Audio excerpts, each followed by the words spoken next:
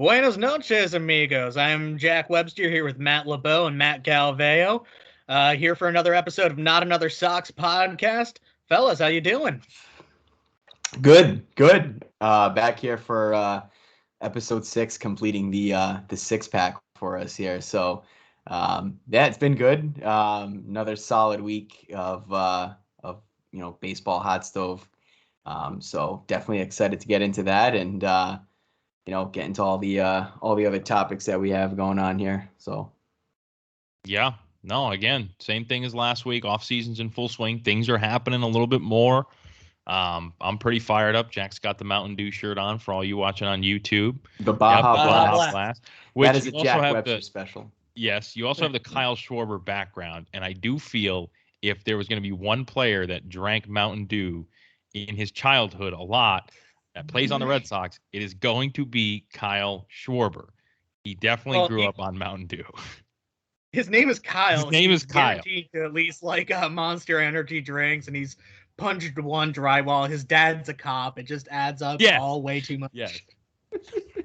Crushes Doritos.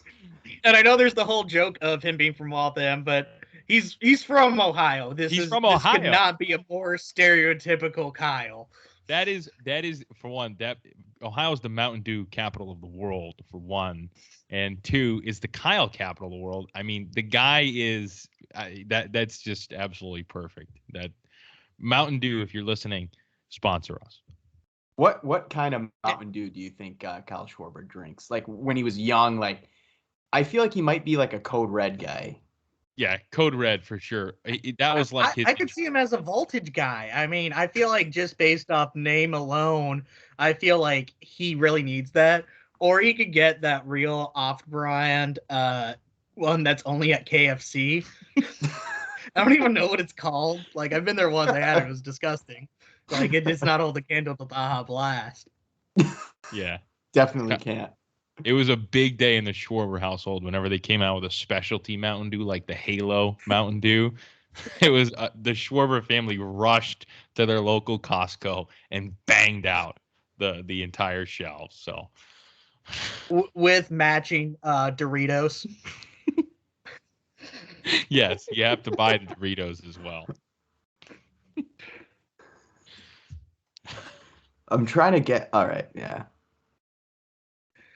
Trying to see if I could find the Ghetto Mountain Dew, but I don't know if it's not coming up right now. But if I find it, I'll let you guys know. Okay. What the name? Yeah, I'm sure we'll talk the whole episode about this. Exactly.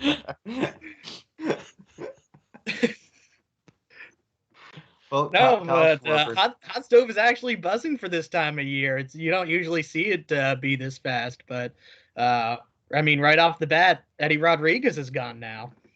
Eddie Aces, and people were, once that happened, people were very sad on Twitter that Eddie Aces is no longer in Boston. Yeah, a lot of sadness. I mean, I was definitely sad too. Don't get me wrong. I appreciate Eduardo, everything he did here, but I mean, like I feel like people were a little dramatic. Again, this is definitely a pro Eduardo Rodriguez podcast.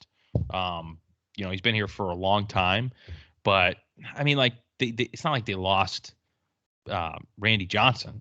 I mean, it's Erod at the end of the day, and good for him. He got a good deal, but I think I'm okay with him walking and getting that draft pick in return. Yeah, no, I was kind of. I actually did see a lot of people happy he was gone, and that's just a bad pee poo poo take. Yeah, I mean, he gave you some great innings there. He was honestly a horse. He would throw you 180 to 200 innings a year, which has a lot of value just in itself. And I mean, he's still young. There's still upside there. I think it's he's only going to be his age 29 season. So it makes a lot of sense for Detroit, not a high annual average, but you have that years of control. You're trying to, kind of stabilize your rotation.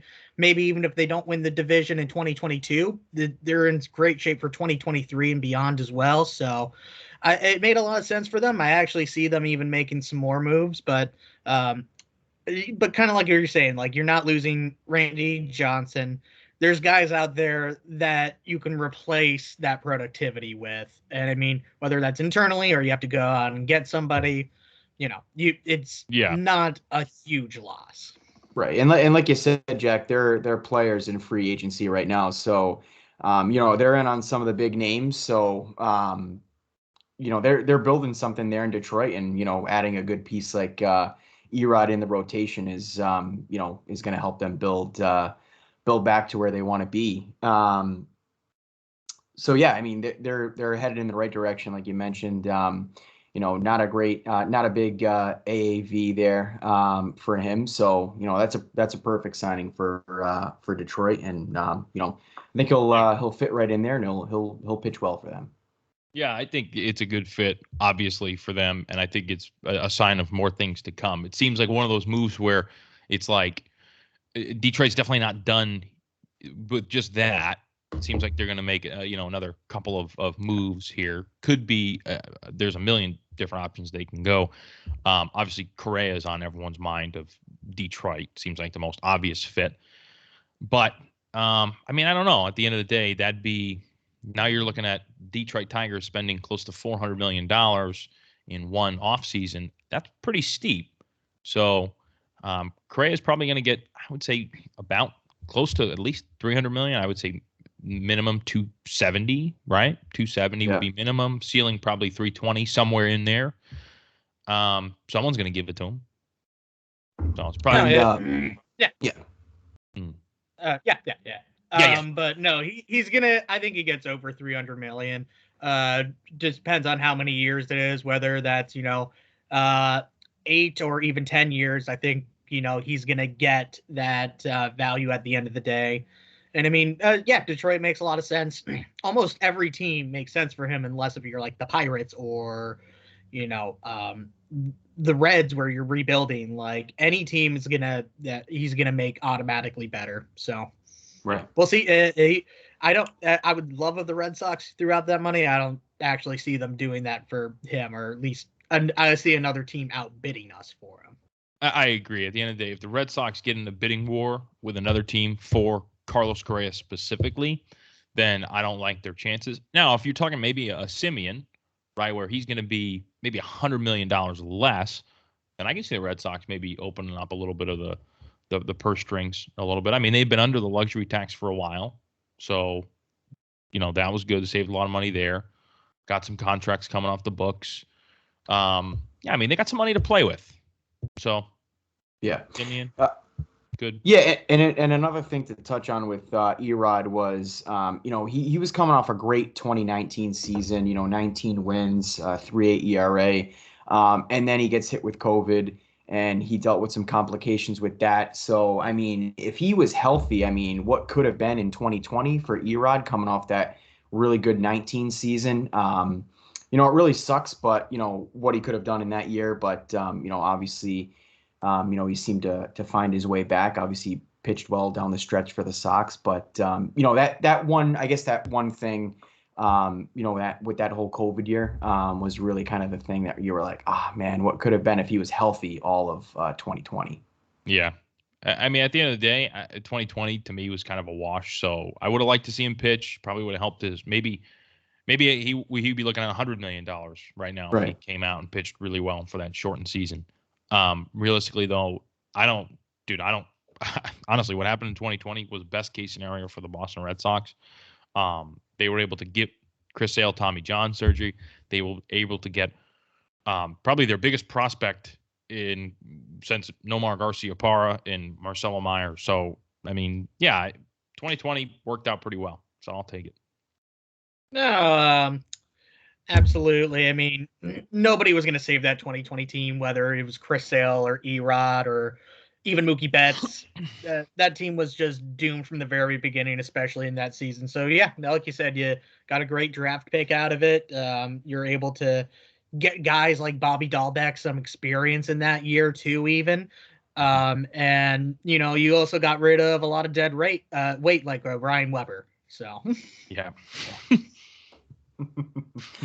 And another pitcher off the market was Noah Syndergaard going to the Angels. 1 year, $21 million. Obviously, he was a big guy that was out there in free agency, and I know a lot of people were on Twitter were we're kind of barking at the Sox for not, signing him to that deal. But, obviously he's only pitched, 2 innings in the last couple of years. So, hey, he goes to the Angels. Obviously, like you've mentioned, Jack, in past episodes, they're a team that's always players for pitching. And, they're the ones that ended up going with Syndergaard. Yeah. Yeah, I mean, it made a lot of sense for him. Made a lot of sense for a lot of teams just on a 1-year, contract. It's hard to go wrong with it. I didn't want to give up that draft pick for Syndergaard. If he had no attachment to it, I may have even given him like 25. But I'm not doing that and giving up a guy. Yeah.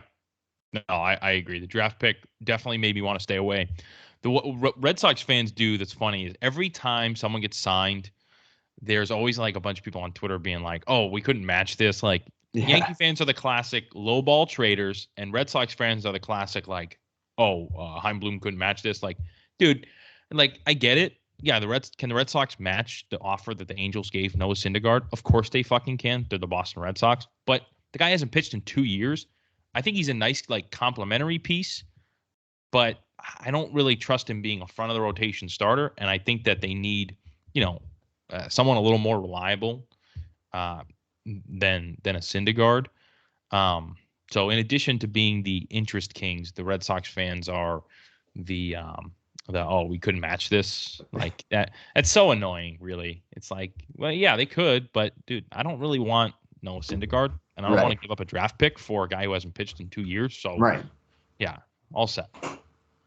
He also just looks like the stereotypical like California asshole out there, so he'll fit in perfectly. Yeah, he'll be fine. I think that's a good fit for him. Oh, exactly.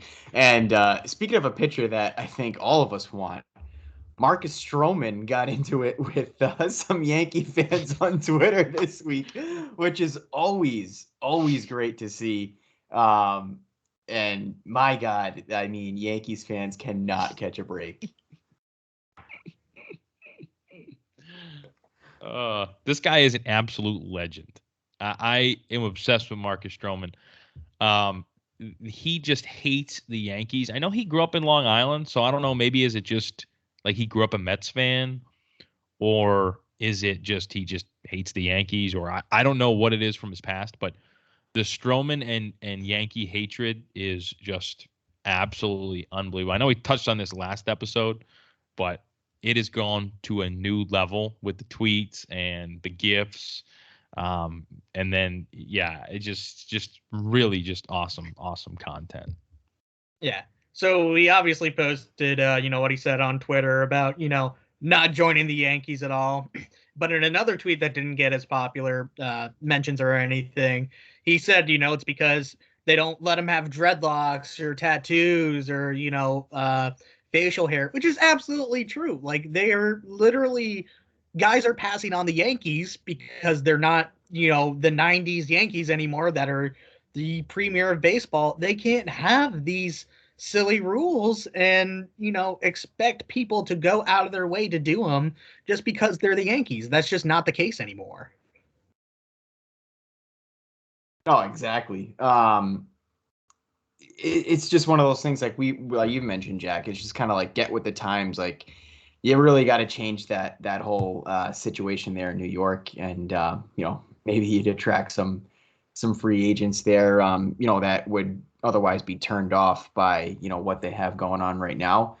That whole that tweet with the 50 Cent gif that he responded to that Yankee fan who was like, "Yo" at Stro with the eye emoji, with the Photoshop of him in a Yankees jersey, and he just responds with the 50 Cent driving away laughing. Like that was just so an funny. ultimate troll job by Marcus Stroman. That was so funny. And I mean, at some point, it's inevitable. It's a guarantee the Yankees will have to change something. There's just going to be a shift eventually. I don't think really it's going to be anytime like immediate, but it's going to happen. Definitely going to happen. And Stroman's not going to be the guy because Yankee fans are just like, well, we don't want Stroman anyways. He stinks. Screw him. But I guarantee you, if news came out tomorrow that Marcus Stroman signed a 6-year, $140 million deal with the Yankees, Yankee fans would be like, I think he's going to be a good piece for our rotation. I think he can create some balance, some bullshit. Like, you mad because No, that but crazy pitch? I Go ahead, Jack. I saw a lot of Red Sox fans and fans of really every team say like, "Oh, I don't want him on my team. He's soft because he's on Twitter and he blocked me."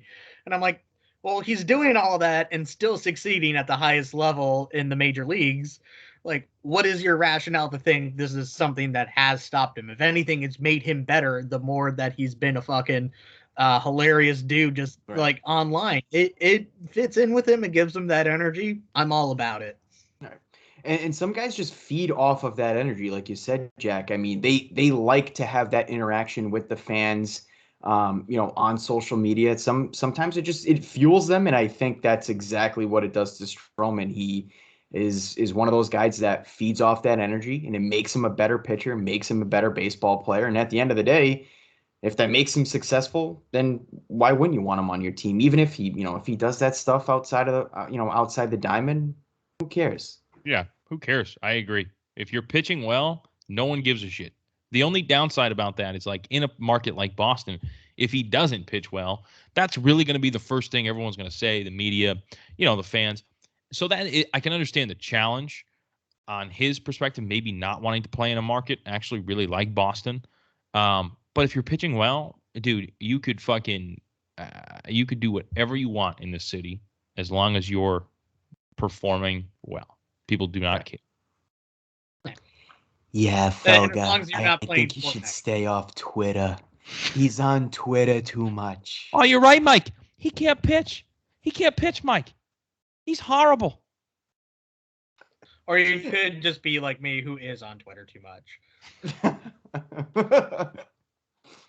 But you pop Twitter. Yeah, it's kind of my thing. I was born for it. Another pitcher off the market, Justin Verlander, once again dashing any Yankees fans' hopes that they'll do anything this offseason. Wait. You're telling me that the Yankees have not gotten Matt Olson, Justin Verlander, or Carlos Correa yet? Is that what you're saying? Hold on, let me check Jeff Passan. Okay. Nope. Nice case. I think we have the same one. Oh. Wow. Yep. Wow. Yeah. Yep. Unreal. Heim Bloom officially has interest in that case. We got to get him on. Interest king. Interest kings. No, I think we talked about it last episode, though. Like, all of us would have liked Justin Verlander. Right. But it doesn't really hurt him or hurt us seeing him go back to the Astros as much as it does the Yankees or so many other teams that were, just thinking that they were going to sign him. So, it makes the Astros better, of course. And, they beat us last year. But that one, isn't going to really sting. No. Nope. Right. Yeah, I mean, he was kind of one of those guys where, if you signed him, hey, you did. But, I don't think, a lot of Red Sox fans thought he was definitely gonna come here. But like I told you guys, I mean, I didn't really see him re-signing with the Astros. I don't know if you guys felt the same way or if you thought he was gonna end up going elsewhere. I actually wasn't expecting the Astros. I was pretty confident he was going to go somewhere else. It seemed like almost he moved on. And there was also those stories about the Astros team or teammates not really liking him because he wasn't around when he was hurt. And He kind of just went MIA. He kind of just got hurt and just never really showed his face again. I feel like that's just kind of how he is. I feel like he's kind of like a weird, just kind of a loner guy, just kind of focuses on himself. I guess kind of like a Garrett Cole, but not as big of a head case as Garrett Cole is. He's just kind of sometimes all you need in life is just Kate Upton. Yeah, right. You're right. I mean, it's not a bad thing. Yeah, would you be in the dugout eating fucking double bubble if your wife at home had fucking double D's like that?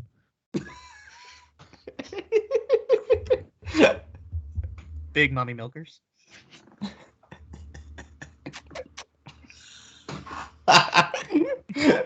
Oh my God, that's like the Liar Liar when Jim Carrey. Is that where you were going with? Yeah. Mama.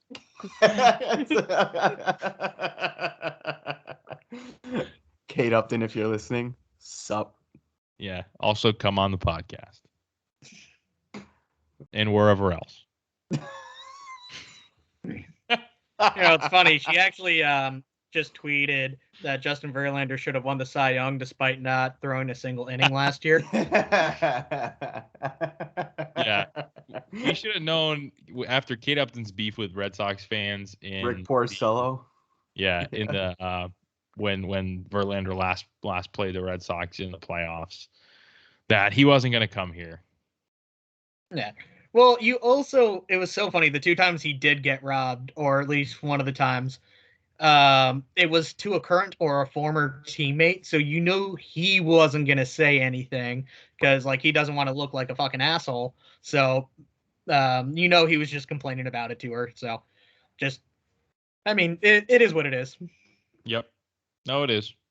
It is. But Rick Porcello deserved that Cy Young. You think Garrett Whitlock? You think Garrett Whitlock hates Kate Upton because she shitted on his boy Rick Porcello? Hell yeah. American League Rookie of the Year, Garrett Whitlock. Yeah. Yes. How did he not get any votes? And this is kind of off topic, dude. No, I guess we can kind of go into that. No, we were this going is to on talk topic. about some of the Call it transition. some of the awards. Yeah. Good segue, Lobo. Whitlock not getting any Rookie of the Year love, and then Alex Cora not getting any Manager of the Year love. I mean, that's just asinine. What did Cora get? One first place vote, right? I guess. From a New York writer. Wow. Yeah. See, fuck Dan Shaughnessy. Yeah, fucking shank. I don't think it was Shaughnessy. I forget who. I think Castillo was one. But I think he had Cora at third, and I forget who the other Boston writer was, but he had Cora at second. Okay. Yeah. I mean, that's terrible. What a joke. The award is becoming like whoever has, if you have a big payroll, you're just not going to be in contention for the award, even if your team was supposed to be bad. It's just if you're a small market and you do well, you're going to win the award. That's pretty much it. Yeah. So it's Kevin Cash every year, basically, until the Rays finish under 500. So. No, even though the Rays were in the World Series the year before, they're like, oh, they're expected to be bad because low payroll. No, I don't know when people are just going to accept this team has been good and been good for a while. Yeah, they have it figured out there, and that I think Kevin Cash is a very good manager, but they literally, like you said, they were in the World Series. They were one win away or 2 wins away to go to Game 6 or Game 7. I think it went to 6. Yeah. 6. Yep. 2 wins away from the World Series coming into 2021. They won the division, which was on par with what they should have done, and they lost in the first round of the postseason. Obviously, they don't take the postseason into account, but no, I mean, but I'm not even saying Kevin Cash didn't deserve it. I'm more saying that the fact that Alex Cora got no love for it is crazy. Yeah, Whitlock too. That's ridiculous. Yeah, I get Whitlock a little bit more because you only have so many people or spaces on your ballot. And there was a lot of good rookies this year. I mean, it's easier to give it to a guy that, played every day. I don't think any of us were actually expecting him to win it, but I at least expected him to have that, Rookie of the Year 13 on his baseball reference bio. Agreed. Yep. Oh, yeah. And I guess did you want to go through all the off-season awards here or no? Yeah, so Cy Young award just came up. I'm actually trying to pull up where Nate Eovaldi finished this year.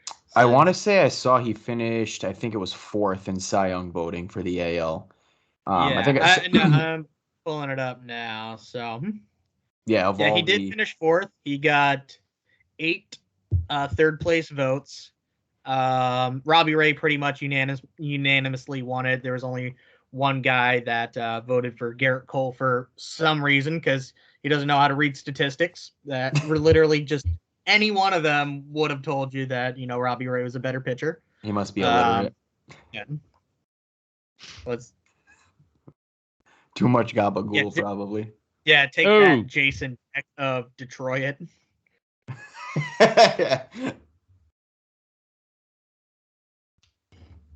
So that's kind of like, yeah, go ahead. Hey, no, he was a very good pitcher this year. I actually think he should be starting opening day next year. I think he's deserved it. Yeah. Eovaldi, yeah, for sure. I mean, he's been a horse ever since coming here. I mean, he's pitched his balls off, every time he's on the mound, and he's been a stud. Great get for the Red Sox. Oh, fantastic trade, and good contract extension. Who was the pitcher that they traded? The young pitcher, Jalen Beeks. Beeks. I knew it was some sort of poultry chicken. Yeah. I just couldn't put a name. Yeah, local. I think most importantly, he's done it in the playoffs. Like that will earn you as much as anything else. Like I guarantee Red Sox fans are gonna remember Nick Pivetta a whole lot better looking back because he pitched well in the playoffs. For sure. Yeah, he dropped his nuts on the mound. Yeah, they're still out there. Yeah, I think so. Yep, with an empty Mountain Dew can from Kyle Schwarber. Just yugging Mountain Dew. And a spool in the back pocket. Yeah. I keep that bang on me. Like he carries it around in a clear plastic bottle so everybody can see it too. He wants you to know. Jack, you might have to Photoshop Kyle Schwarber with a Mountain Dew in his hand. Yeah, no, I mean, I don't even. It's not even going to be a Photoshop. It's just going to be a real photo. You can just right. No, exactly. That Mountain Dew, skull, camo, and they'll all be there. Kyle Schwarber drinks Mountain Dew, grew up on Mountain Dew. If you go back to his family photo album, any birthday party, there is going to be a half vanilla, half chocolate cake and a fucking fat can of Mountain Dew next to it. You think he was an ice cream cake guy or regular cake? I think his family went regular cake. Ice cream was a little too classy. Yeah. For the Schwarbers, I think. A nice carvel. You don't want to have an upset tummy. No. Yeah. Finish your Mountain Dew, son.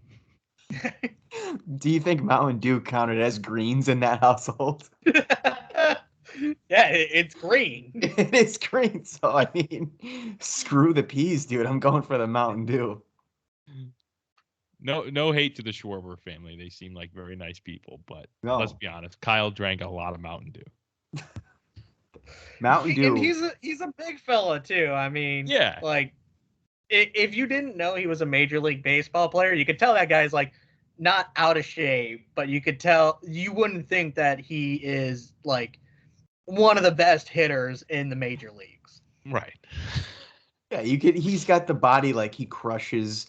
He crushes some workouts, but also drinks a case of Mountain Dew. Yeah. I think that's really his problem. I think he's still drinking. I don't think he drinks alcohol. I think he just drinks Mountain Dew. No, he just drinks Mountain Dew. When they're celebrating in the club. Yeah. It's better than chicken and beer in the clubhouse. Yeah. Yeah. Yeah, anything is better than that. That's what that team needed, more Mountain Dew in their life. They did. I think that Popeyes near Fenway shut down, didn't it? Yeah, last time I was there, I don't think I saw it, but yeah, I don't think they have a Popeyes. I'm pretty sure it closed down. I think you're right. Yeah, rest in peace to a real legend of Fenway lore of 2011 and 2012. Yep. Yeah. The Popeyes collapse.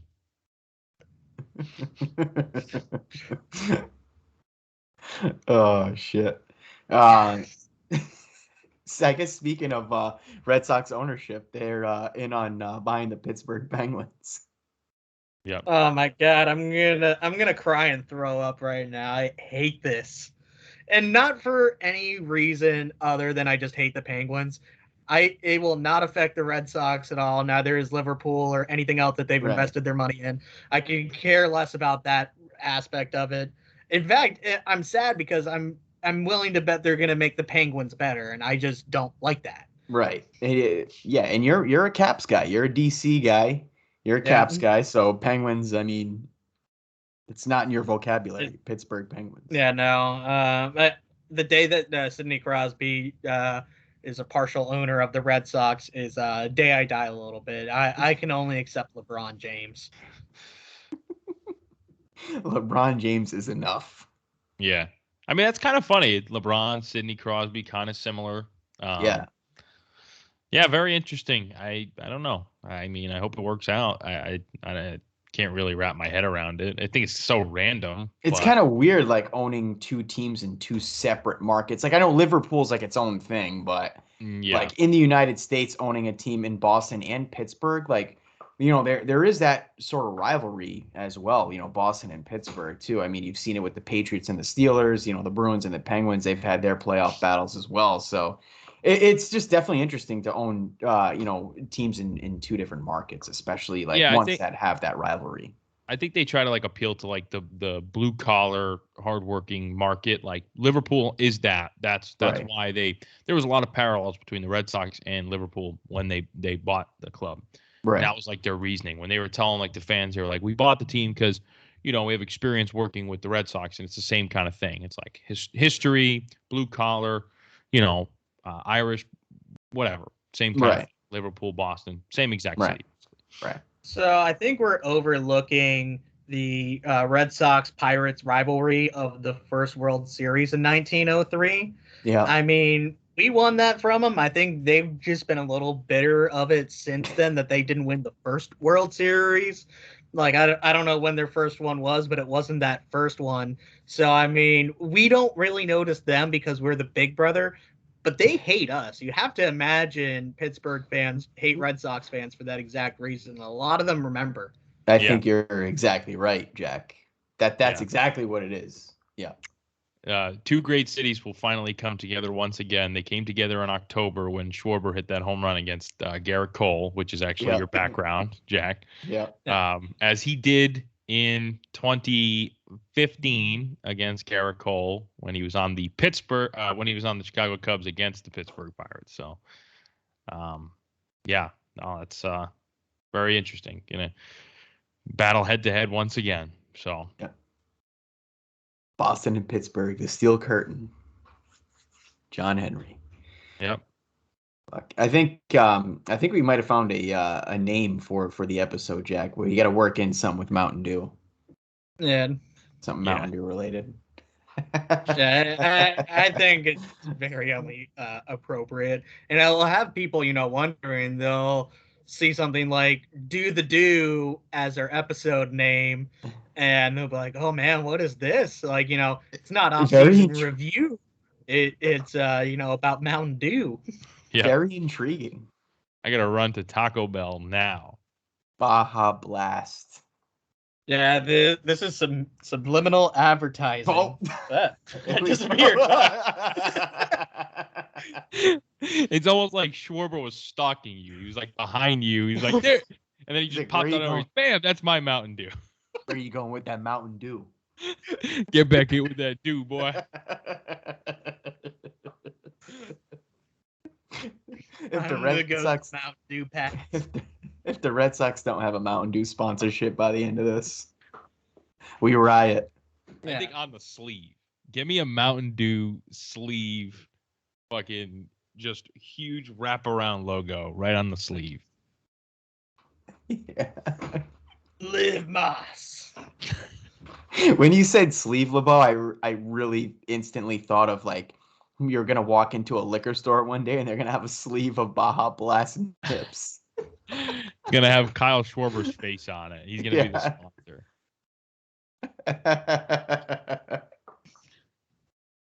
I'm gonna tweet her now.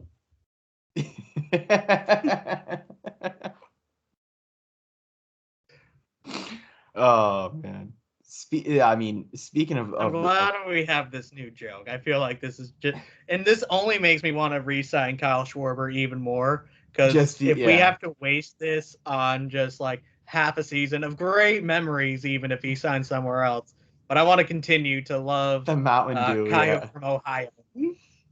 Yeah. Kyle from Ohio crushes Mountain Dew. This podcast, although we love the Kyle from Waltham, bit, this podcast celebrates his Ohio heritage more than most. Yeah, we have respect for the Waltham gang, but he is indeed from Ohio. And as he looks like it, for sure, and grew up on Ohio delicacies such as Mountain Dew.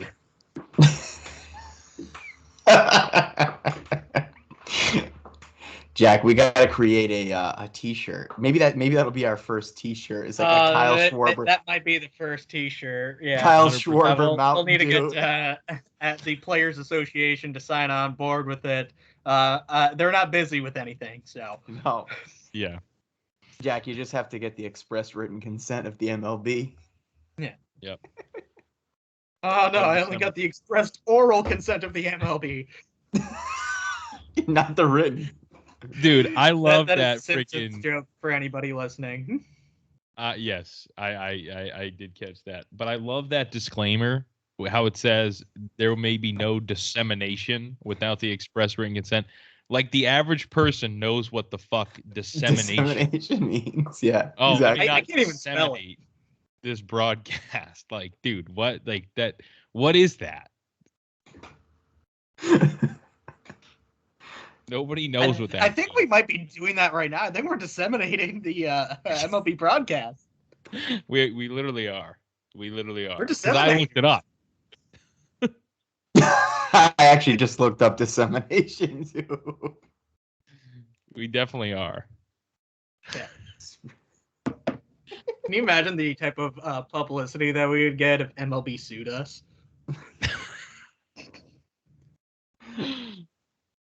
That'd be fucking awesome. Yeah, no, I kind of like how I want Wendy's to sue me for my Instagram name. Yeah, honestly, Wendy's.com. I'm very surprised that like you haven't been contacted, because that was your Twitter name as well before you became a diehard Dinos fan. Yeah, it was honestly just because I didn't want people in my real life just finding my Twitter by accident. So right, I had to switch it up a little. Which is smart. It's smart. I'm still very dumb, so this is the least I could do. Right. I appreciate it. It's for the greater good. I found Jack's Twitter when I was working at the Bruins, and I randomly quoted a tweet when we were in the lunchroom, and it took him like a second to register that I was quoting from his Twitter account. I think I remember. When he registered, he geeked out. He's like, "Oh shit, you found my Twitter." I was like, "Oh yeah, oh yeah." Well, you actually quote tweeted me before we even worked together, so Yep. We were always meant to be. Yes. Yep. That was a Section 10. It was a Yankees lose tweet, right? Yeah, it was a Yankees lose at Yankee Stadium against the Mets. That's awesome. Oh, that is absolutely awesome. And that was during 2018 too, really at the height of everything. Or the Red Sox and Yankees kind of rivalry. It kind of simmered down a little bit after that. You saw it a little more this year. But like, right. Yeah, that was peak. Like, I don't think I was actually wearing any Red Sox or really any baseball stuff that night. Same night I met Marlins man though, so that was pretty cool. That's right.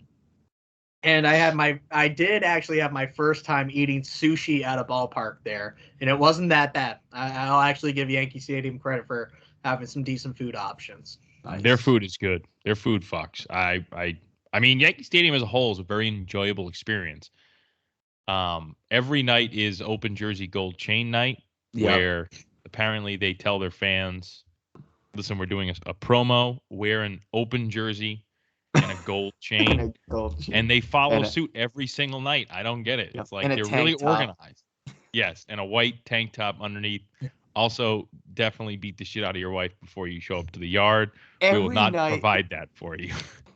Really, every night at no, it's a tomato.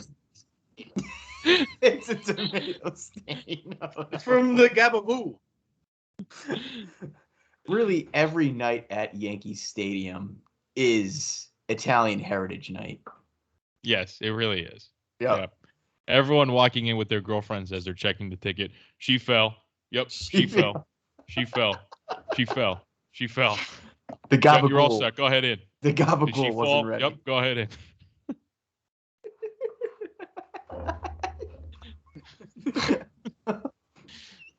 This is going down a bad path. We're not right gonna now. be. We're not gonna be allowed at Yankee Stadium. Oh no. Yeah, well, there's plenty of empty seats if we ever are looking for tickets. Yeah, there really is. It's crazy. Sad, actually. Sad. I know.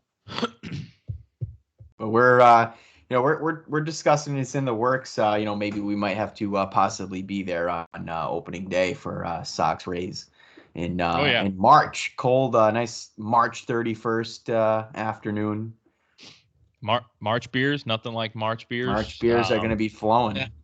No, You need to make sure you're not sitting in the alcohol-free section like I was on opening day 2019. That was not ideal. No, well, that's just Kyle Schwarber's family sits there because they drink Mountain Dew.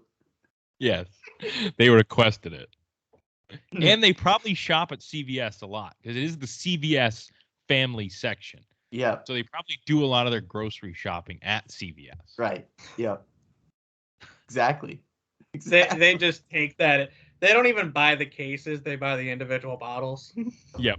They're just better on empty them out because they're cold now. They're cold now. Cold.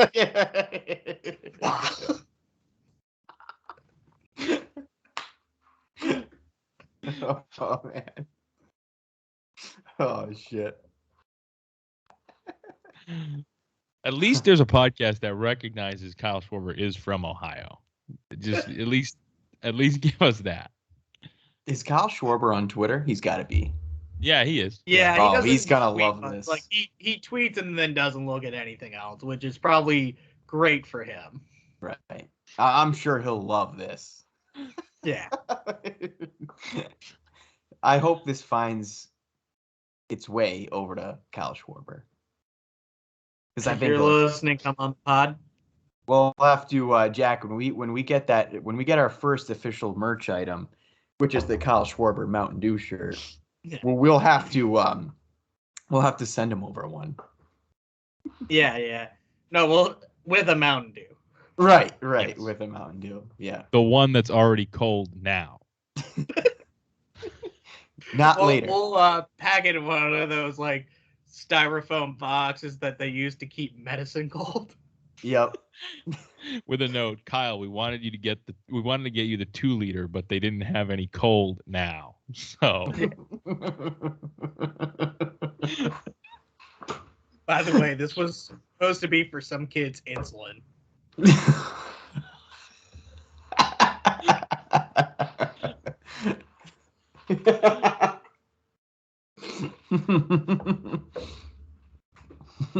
he just writes back, "Thank you."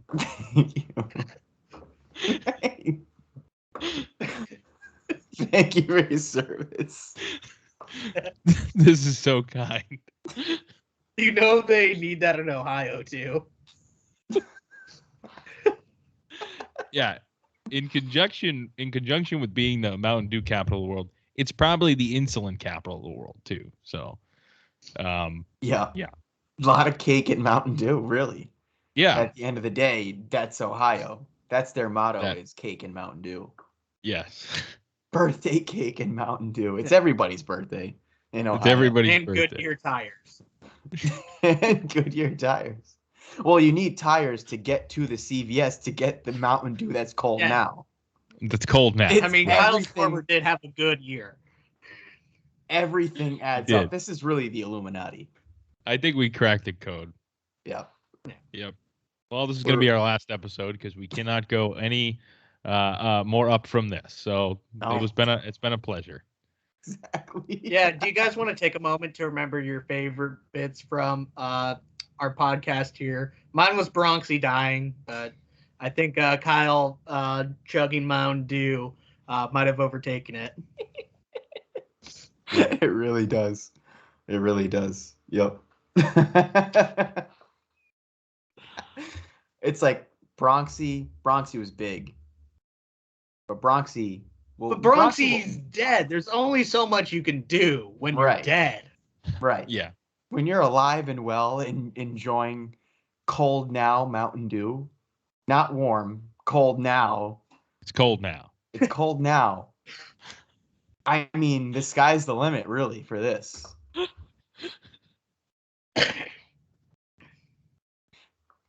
It's like cold packaged, cold delivered. Yeah. Right. It's Rocky Mountain cold. It's Ohio cold. If only there was something on the logo that could tell me that it was cold.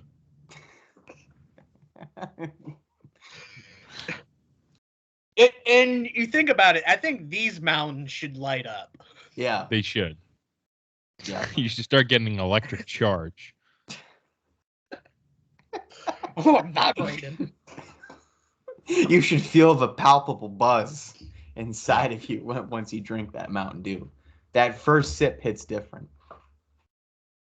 Yep. Speaking of mountains, blue, and Yankee fans wanting players they're not going to get, where do you think Trevor Story is going to go? Not I think the it's hard to Yankees. say. It depends on, where Correa and Seager and everybody else go. He's going to be one of those guys that, he's not going to have an empty seat at the end of musical chairs, but he's not going to be the first one to sit down. So we'll see. Yeah, Yeah. I agree. Yeah, I think with this class of free agents, I think really it's Correa is like that big piece, and once that piece falls, then everything kind of follows. So I think everyone's kind of waiting to see where Correa is going to wind up. Is he going to Detroit? Is he not going to Detroit? Is he going somewhere else? And once that domino falls, I think then you'll see like the Stories and the Simeons and all that kind of fall into place, and you'll get more action once that big piece falls in Correa. Yeah. Yeah. Well, and I think a lot of this might actually happen fast because of the collective bargaining agreement ending on December 1st. So I think whether it's Correa or Semien or maybe even a guy like Robbie Ray, I think, some of these guys might sign a lot sooner than previous off seasons. And who knows what's going to happen once it starts. I know teams can still sign players, but will they want to? Will players even want to be signed while there's still so much in the air? So I think this might be a better discussion for even a full podcast, maybe once we get a little bit closer. Right. But sure. You have to kind of keep that in mind still. Yeah, we are up against the clock almost, with the December 1st kind of deadline. So I think a lot could happen over the next couple of weeks. I could also really see it where maybe a lot really just doesn't, and they kind of just let it come and go. And there's just going to be a lot, for either after they get it settled or whenever it happens. So yeah. Yeah, and like you mentioned, Jack, there was some talk on Twitter from some of the baseball writers just saying that some of these pieces could sign before December 1st, and some of them might be looking to do that. So it could happen soon. So we'll just have to kind of wait and see, what where those big pieces kind of fall, and and go from there. And then I feel like once some of those big pieces fall, then you'll see all that other stuff start trickling in. So it'll be interesting the next few weeks for sure with free agency around the league. Yeah. Real quick, obviously we know the shortstop market is very robust. Growing up a Red Sox fan, we've all kind of shared the same thing. When we first started watching at Nomar Garciaparra, unbelievable shortstop for the Red Sox. Never won a championship for the Red Sox. Red Sox did lose Julio Lugo, who did win a championship with the Red Sox.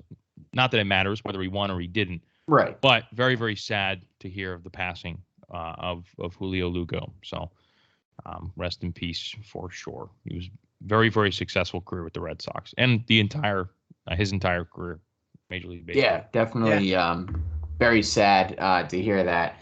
Obviously, a big piece of that 2007 team that won the World Series, and always sucks to see, that happen, especially to somebody, that was still very young, at only 45. So, very tough loss. Obviously, the Red Sox, have had a couple, really tough losses the last, few weeks here. So, definitely, extending the thoughts to his family and, big part of the Red Sox. And, it really, was a sad, thing to hear earlier this week. So Sure.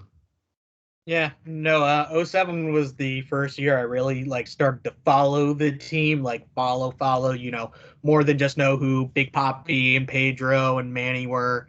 So he was actually the first shortstop that I really knew, especially on that World Series championship team. And no, he might have not been, an all-star, but he gave you a solid glove. He would, not put up a bad at bat. And I mean, that those players matter a lot around the league. Cora can tell you that he played with Julio Luga at 1.2 in '07.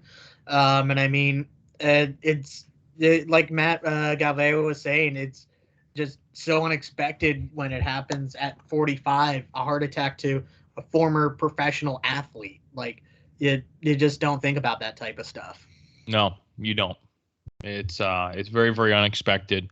But again, though, like I said, definitely career should be celebrated for him. He was good. He was a good player for the Red Sox, better than expected. I remember when they got him. A lot of speed, good glove, like you said, good at bats, and a World Series champion. So, can't ask for much more than that.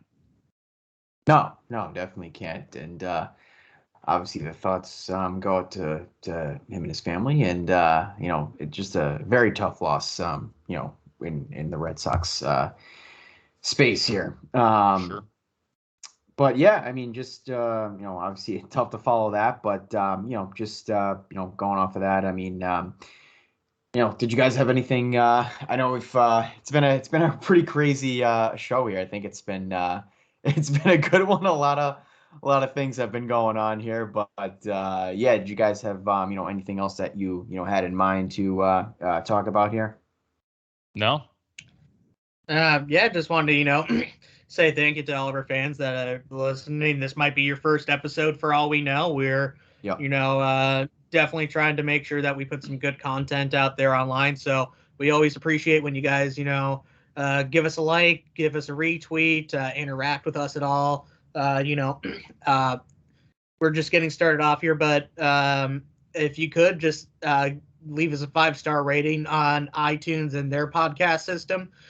That's the one that we're trying to get bigger off on. Spotify's great, YouTube's great. I don't think we're on anything else right now, but just even leaving a 5-star review on that iTunes page is going to do us a lot of help, and we really appreciate it. For sure. Agreed. Well said. That'd be much appreciated.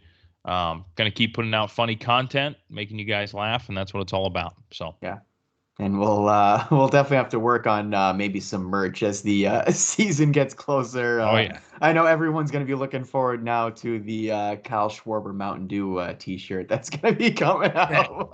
Oh yeah.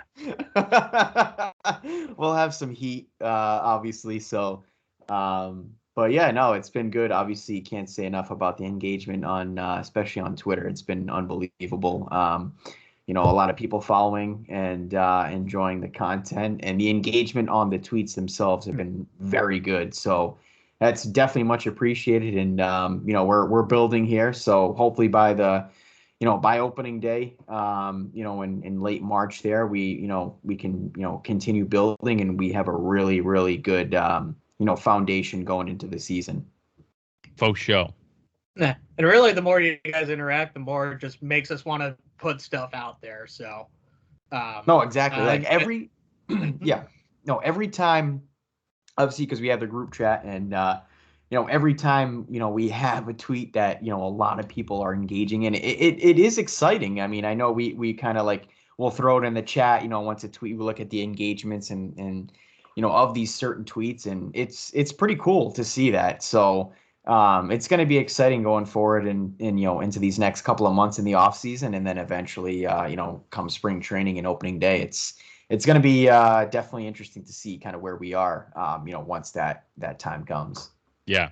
Real quick, last thing, just want to add. Every time you guys reply to something, we always talk about it, we always laugh about it.